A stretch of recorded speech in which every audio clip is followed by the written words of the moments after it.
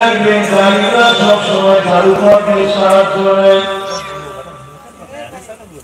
এরাও ঝাড়ু করতে লেগেছিল, আবুদেরও ঝাড়ু করতে রাখছে।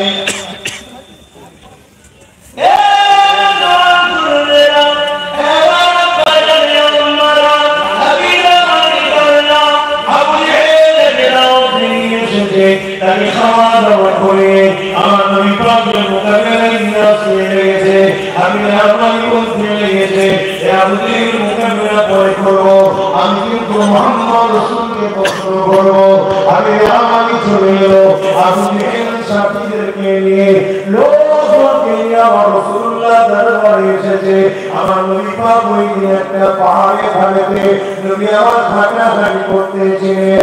আবু কুবাইস পাহাড় টানলাম, এমন করে আকাশে পূর্ণিমা চাঁদ উঠেছে। নবী আমার হাঁটাহাঁটি করতে লেগেছে। আমি গেছে আল্লাহ নবীকে জিজ্ঞাসা করতে লেগেছে, হে আব্দুল্লাহ বিন মুহাম্মদ সাল্লাল্লাহু আলাইহি ওয়াসাল্লাম, শুনেছি যে আপনি নবী দাবি করেছেন। আল্লাহ নবী বলতে লাগলেন, লা ইলাহা ইল্লাল্লাহ আনা মুহাম্মাদুর রাসূলুল্লাহ। এই কথাটা শোনার সাথে সাথে আমি আমাকে বলতে লাগলো, আপনি যদি সত্যি নবী হন তাহলে আকাশে কিছু মুজজা করে দেখা। আমি আমাকে জানি চাঁদ জমিনের উপরে হয়, আসমানে জাদু হয় না। জাদু আসমানে হয় না, জমিনে হয়। এই আমি আমাকে আসমানে দেখতেছি, কিন্তু মূর্খ আপনি কিছু জানেন না। ও মূর্খ, আমি আমার যখন বলেছে আকাশে কি দেখা, আল্লাহ যদি আকাশের দিকে মুখ তুলেছে আর পূর্ণিমার চাঁদ পুরো গোল চাঁদ, আল্লাহ নবী বলেছে আমি আমানি এই চাঁদটা টুকরো করে দেবো। বলুন না সুবহানাল্লাহ। এত বড় কথা বলতে গিয়ে কত বড় ভালো সরকার জানে চাঁদের কথা বলছে, এই চাঁদটা টুকরো করে দেবো। আমি আমানি মুখে আর কথা না, সব কি করে টুকরো হয়, সব কি করে টুকরো হয়।